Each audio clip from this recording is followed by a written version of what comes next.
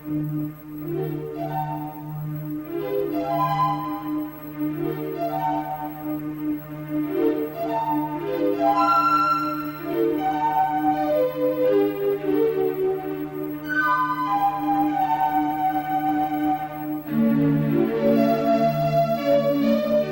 of the plants and animals you just saw live here in the Galapagos Islands.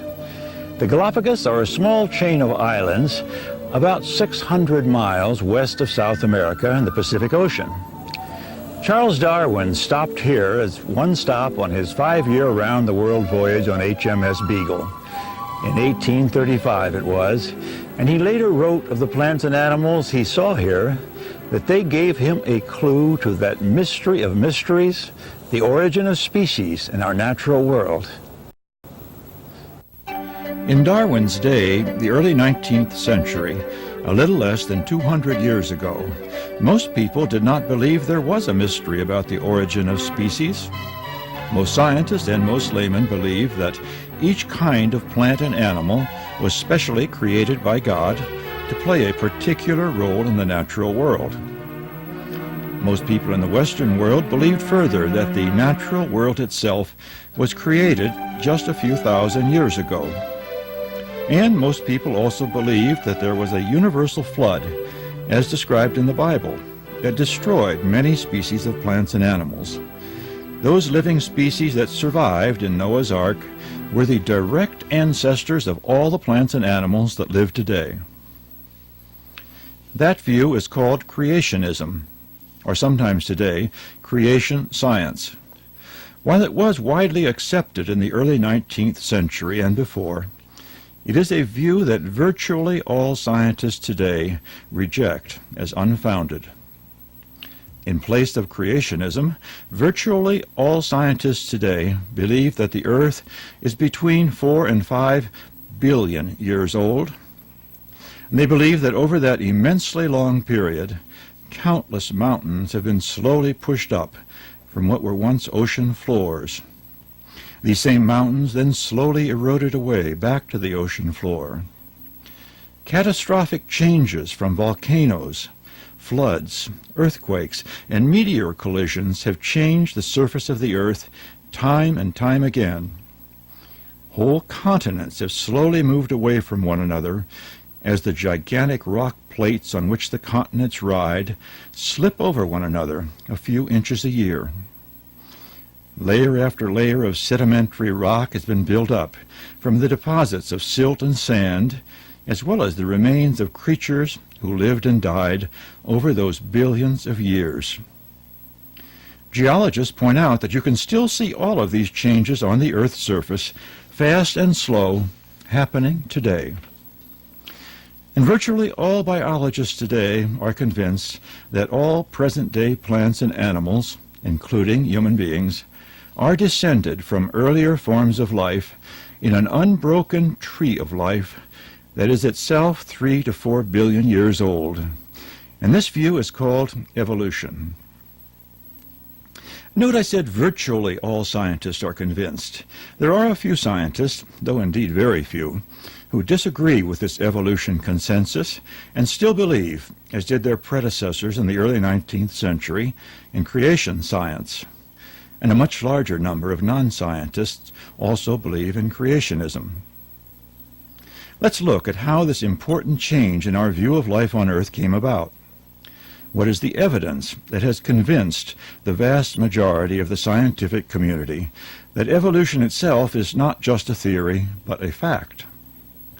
And what is the additional evidence that has convinced them that Darwin's theory of evolution by natural selection is by and large the most well-supported theory as to how evolution happened? Some historical background helps in understanding this great change in our view of life on Earth. Until the 19th century, Darwin's century, very little was known about the facts of natural history. There was very little evidence, in other words, to support any theory about the origin of species. For one thing, not many species were known. Aristotle, for instance, the greatest scientist of ancient Greece, and one of the first to attempt a scientific classification of living things, found room for only about 500 species of animals. As late as 1600, only 6,000 species of plants were known. Fossils were known in ancient and medieval times, but they were little studied or understood. The most common view was that they were freaks of nature, placed there to amuse or mystify humans. In medieval times, some saw fossils as the remains of creatures not able to get on Noah's Ark, and therefore killed in a biblical flood. Similarly, little was known about the earth itself.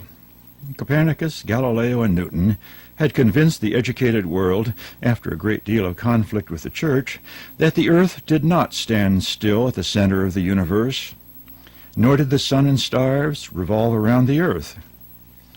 But as to the physical structure of the earth and how it got to be the way it was, there was almost total ignorance. Miners barely scratched the surface of the earth. Sailors knew of ocean currents and winds and a few sea creatures, but little or nothing about the ocean bottom. Much of the land surface of the earth had not yet been explored or mapped or described in any detail, much less with scientific precision. Chemistry had not yet been born, and no one knew there was such a thing as oxygen, or anything about the composition of air or water. When Thomas Jefferson, for instance, sent Lewis and Clark on their famous expedition across the United States at the beginning of the 19th century, not quite 200 years ago, there were still no reliable maps of the Rocky Mountains in the western United States. And one of the most important challenges Jefferson gave to the explorers was to discover what new plants and animals lived in this great, unknown American West. Railroads, steamships, and telegraph lines had not yet been invented, so it took over 3 weeks just to get specimens and descriptions of their discoveries from St. Louis to Washington, via rowboat and horseback. This was the world of knowledge and technology that Darwin was born into in the early 19th century. As a child and as a young man, Darwin himself was an avid amateur naturalist. While he planned to be a clergyman in the Anglican Church, there came a chance at the age of 25 to go on a round-the-world voyage as an unpaid naturalist and a companion to the captain of HMS Beagle. Well, he snapped up this opportunity to see more of the world of nature that he loved so much. One of the places Charles Darwin first stopped to explore on his 5-year voyage on HMS Beagle was a tropical rainforest in South America. It was here that he wrote, "It was like giving a blind man eyes."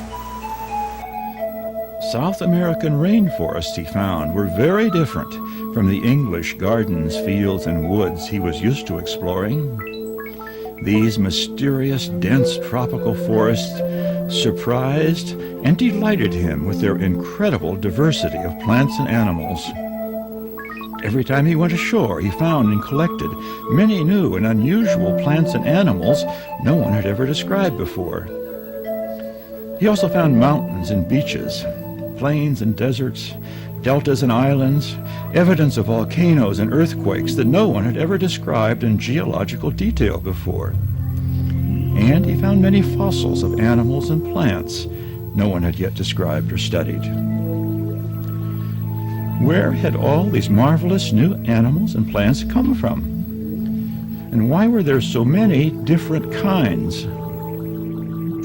Like most of his contemporaries in the early 19th century, scientists as well as laymen, Charles Darwin was convinced that all living beings had been designed by God to play a particular role in the natural world. Well, it was here in the tropical rainforest of South America that he began to have doubts and to see the possibility of another theory to explain how living things came to be the way they are. 4 years of exploration on the Atlantic and Pacific coast of South America increased his doubts. And then of all his stops, a 5-week stay in the Galapagos Islands, 600 miles west of the continent in the Pacific Ocean, was the most crucial of all to his future life and fame. What was special about the Galapagos? Darwin wrote in his diary, by far the most remarkable feature of this archipelago is that the different islands, to a considerable extent, are inhabited by a different set of beings. Darwin found, for instance, 14 different species of small finches, like no other finches in the world, on these islands. Each finch species had a different shaped beak, adapted to find and eat different kinds of food. Darwin found giant land tortoises. They were similar to some of the land tortoises in nearby South America, but different too. When he looked closer, he found that each of the small islands here had a different subspecies of tortoise. These species and subspecies were found nowhere else in the world. And there was a striking, if more distant, similarity to some of the fossils of reptiles that Darwin had found on the South American mainland. Mockingbirds found on different islands, only a few miles apart, were different from each other. And all the mockingbirds in the Galapagos Islands, on the other hand, were similar to the mockingbirds of South America, 600 miles to the east, and yet different enough to be different species. The marine iguanas that carpeted the rocks were also unique to the Galapagos, as were the penguins, the waved albatrosses, and the land iguanas. In fact, most of the plants and animals he was finding were what ecologists today call endemic to the Galapagos Islands. That is, they were found nowhere else on Earth. Unlike nearby South America, however, Darwin found no native mammals on the Galapagos Islands. Why not? Why are the plants and animals in the Galapagos Islands similar to, yet different from those on nearby South America? Well, the more Darwin explored, the more his doubts increased. Creationism said that each living species had been created the way it is found today, and had not changed in kind since that creation just a few thousand years ago. But why would God create so many different kinds of animals and plants for each of these small islands? And why did he put so many species of unusual reptiles and birds here, but no mammals?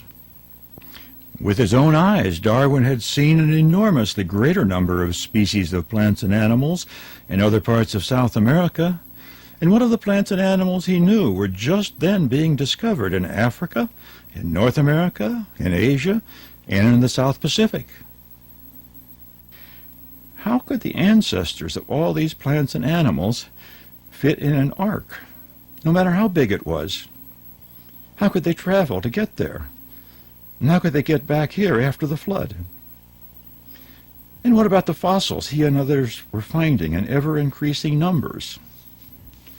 Some of them were similar to some of the plants and animals he was finding today, but others in the deepest and oldest layer of rock were different from anything alive today. Creationism, he realized, did not give a reasonable answer to any of these questions. It merely said God made it so. There must be a better explanation for all the likenesses and all the differences that he observed among living things. Darwin was not alone in his explorations and in his doubts. Other naturalists were exploring other parts of the world and finding more and more similarity and more diversity in living things, and were asking more and more of the same questions. Another English naturalist, Alfred Russel Wallace, was exploring Southeast Asia and the South Pacific Islands, and not only asking some of the same questions as Darwin, but coming to the same answers. The answers that Darwin gave to these questions were published some 20 years later in 1859 in his revolutionary book, On the Origin of Species by Means of Natural Selection. By the time Darwin published his book, it was already becoming widely accepted in the scientific world that the Earth must be much older than the creationists claimed.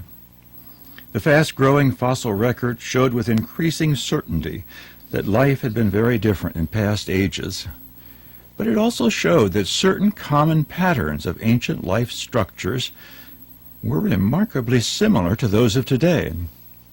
In short, scientists were more and more certain that the similarities of all living things could be explained by their common ancestry, and that the differences among living things could be explained. That was the problem. If all organisms today trace back to common ancestors in the past, why aren't they all the same? And no one had yet put forth a reasonable theory to explain how the differences came to be. Like all good theories in science, the theory of evolution by natural selection was simple and powerful. Here is how living things have changed in the past and are changing today. Here is how that tree of life has grown and branched and flowered. In nature, said Darwin and Wallace, living organisms have far more offspring than can possibly survive. The result is a struggle for existence. Since offspring vary, some will be more fit than others to survive in this struggle. And these survivors will pass on their useful traits to their offspring.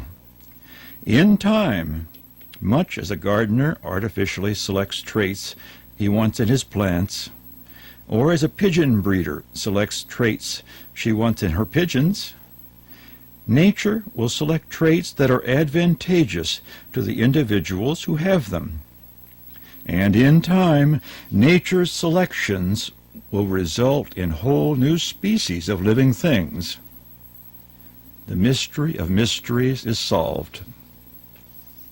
In time was a crucial phrase in the new theory of evolution by natural selection. Darwin and Wallace recognized that while artificial selection took only a few years or a few decades, natural selection was very slow and would no doubt take many thousands, even many millions of years to create a new species.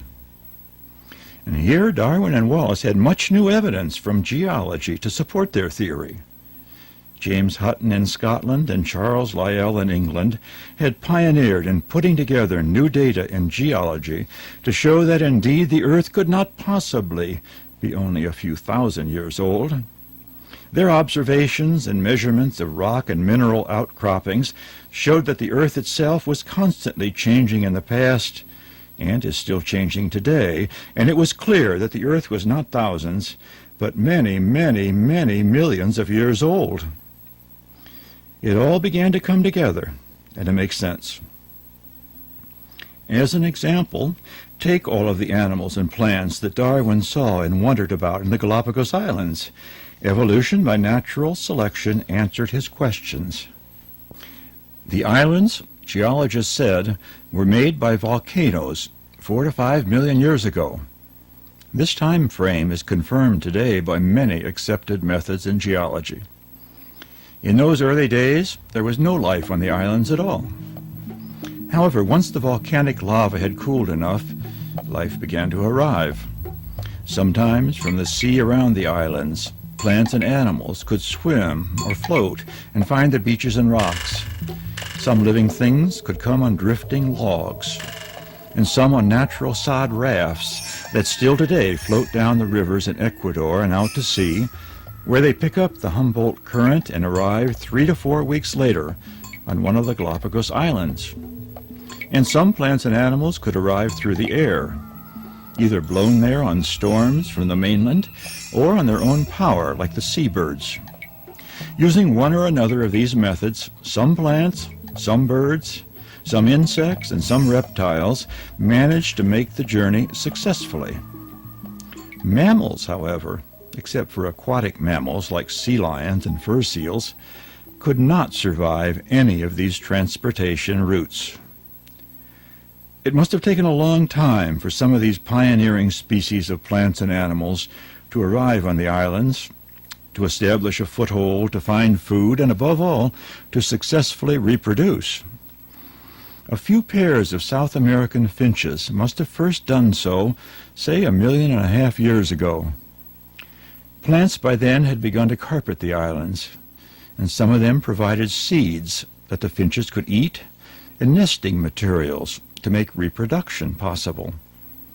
1.5 million years would have seen many variations in the plant populations as rainfall varied from year to year and as competition with other plants and animals changed. Different plants, different seeds, different growth patterns would come along, and since no mammals were there and only a much more limited variety of birds than existed on nearby South America, the original successful finches found new opportunities not available in the South American environment that their ancestors had come from. In every living environment, ecologists today use the word niche to point to this kind of opportunity.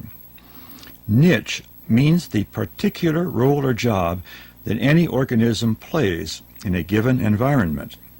Thus, in the Galapagos environment, niches taken by mammals in South America, for instance, would be empty and thus open to use by reptiles like iguanas and tortoises and lizards, who here had no mammals to compete against. Niches taken in South America by parakeets, toucans, and hundreds of other bird species were empty here and open to use by finches instead, if they had the right equipment to exploit them. And in finches, this most often meant the right kind of beak. Finches with slightly wider beaks, for instance, would have a better chance to survive in certain seasons and on certain islands. Finches with slightly sharper, longer beaks would have a better chance to survive in certain seasons and on certain islands. Well, isolated on each island, over 1.5 million years, these small changes from year to year would result in the diversity that Darwin found in 1835. No longer just one species, but over 14 separate species of finches, filling up all the available niches in the Galapagos ecosystem. Well, the theory of natural selection did a good job explaining these changes, not only in the Galapagos, but everywhere in the world. This, said Darwin, was how and why there were so many different kinds of plants and animals in our living world, and yet also explains how and why they are all similar, because all of them, including human beings, have common ancestors.